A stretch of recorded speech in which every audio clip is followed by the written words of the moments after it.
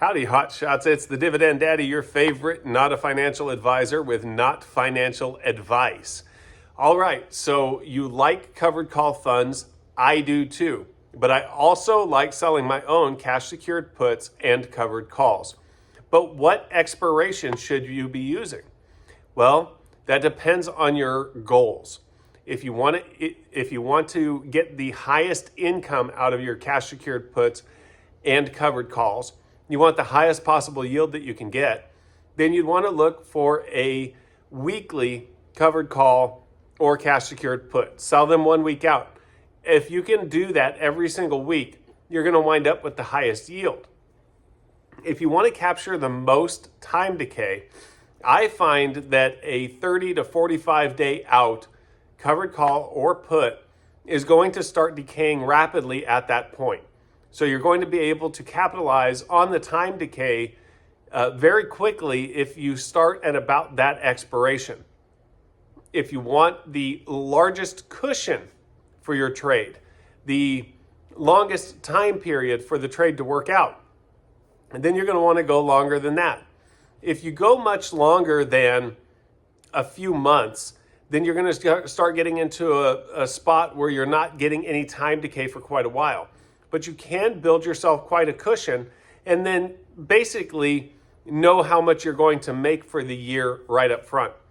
So if you were to buy a very safe stock, not that any of them are completely safe, but a company that you're used to, a company that you know is going to be around, and you were to sell a call or a put a year out, you might be able to get yourself 10 or 12% and know upfront that this is going to be your yield for the year. If you want the most income, you're going to sell an at the money put or call. If you want a cushion to make sure that your trade has room to move around without going against you, then you move further out of the money. If you want to give yourself growth opportunity, then you're going to want to sell a covered call and sell that call further out of the money.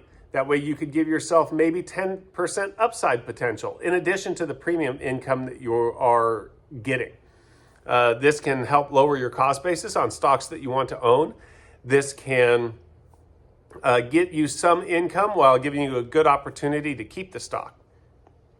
So if you're going solely for yield and you want to make the most out of your money over the course of a year, you're going to want to do very short expiration date calls and puts.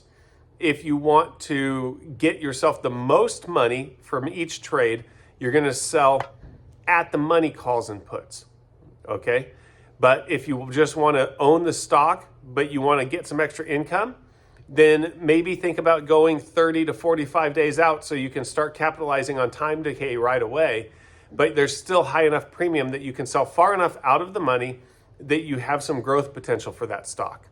If you're just trying to give yourself a hedge on the position or know upfront how much you're going to get, start looking further out than that 30 to 45 days so you can get a bigger premium up front, even if it means a lower annual yield, which gives yourself more of a hedge and also make sure that you get the most out of that position before the stock can either run away from you or go down on you in case of a cash covered put.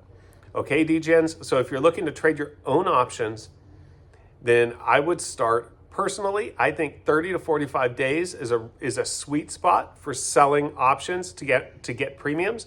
You're not going to get quite as high of a percentage cumulatively as you might on 1 week expirations, but you're going to give yourself time to watch that position, close out of it at 50% profit and roll it into another month, or give yourself time to get out of the position and roll it into a different strike price or expiration if the stock starts moving in a way that you don't like.